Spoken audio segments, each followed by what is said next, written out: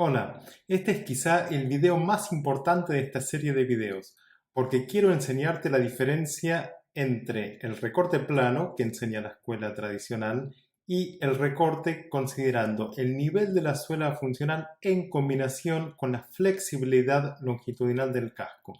Veamos la diferencia.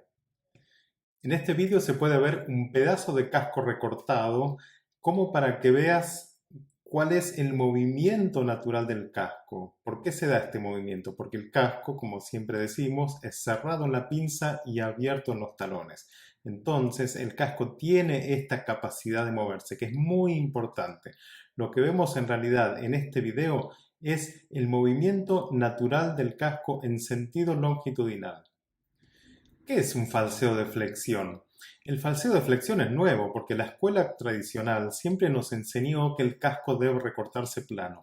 Pero ¿qué ocurre cuando un casco tiene un desequilibrio? Bien, partamos desde la base. Sabemos que el casco tiene un límite que divide, bueno, esto pertenece al caballo, al pie, y esto debe ser recortado porque ha crecido. Debido a que el casco tiene esa capacidad de movimiento en sentido longitudinal, hay veces que cuando un talón recibe más presión que otro, se presiona hacia arriba y queda así. Entonces, cuando yo vengo y recorto con la tenaza o con la escofina, lo que ocurre es que si recorto exactamente por el nivel de la suela funcional, ¿qué va a aparecer? Un falseo de flexión, que no es más ni menos que el producto de un desequilibrio. El falseo de flexión aparece automáticamente cuando yo recorto siguiendo el nivel de la suela funcional. En esta imagen vemos un caballo con un gran desequilibrio lateromedial. El caso completo está en nuestro curso online, pero quiero mostrarte acá por qué apareció este falseo de flexión. Esto es algo que normalmente no se ve, no se está acostumbrado a ver. Nuestra cabeza no está preparada para ver este tipo de recorte si venimos desde la escuela tradicional. Lo único que yo hice acá fue seguir el nivel de la suela funcional. Al seguir el nivel de la suela funcional, ¿qué apareció? Un falseo de flexión. ¿Producto de qué? De un desequilibrio lateromedial. Veamos qué haríamos si recortásemos este casco en base a lo que me enseña la escuela tradicional.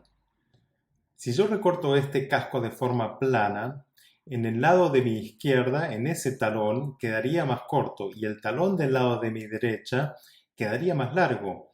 Y como dijimos en otros videos, cuando yo tengo una diferencia de longitud de talones en un mismo pie, el talón que está más largo va a recibir mayor presión y es el que se va a arremeter hacia arriba.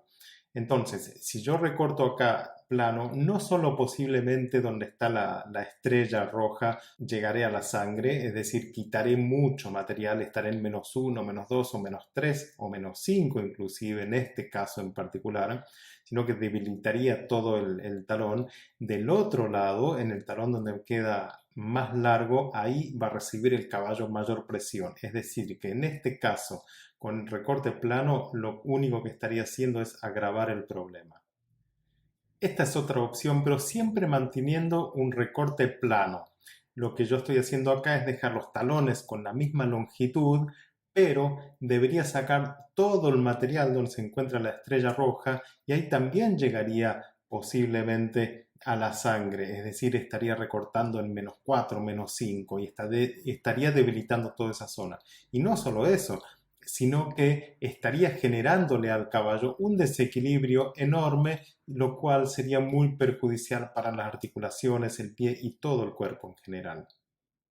Entonces, la propuesta es recortar el casco siguiendo el nivel de la suela funcional y no olvidar que el casco es flexible en sentido longitudinal. ¿Recuerdan el video de la primera diapositiva al inicio de este video?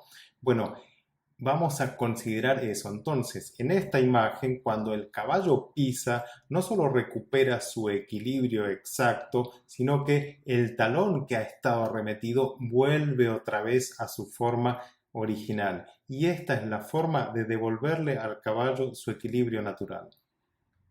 Y para terminar, te muestro esta imagen de un casco que no tiene ningún desequilibrio. Yo recorté siguiendo el nivel de la suela funcional y debido a que el casco no tiene desequilibrio, se ve perfectamente plano. Es decir, los talones tienen la misma longitud y permanecen a la misma altura. A pesar de su flexibilidad longitudinal, el caballo permanece en equilibrio. Este es el equilibrio justo para este caballo individuo.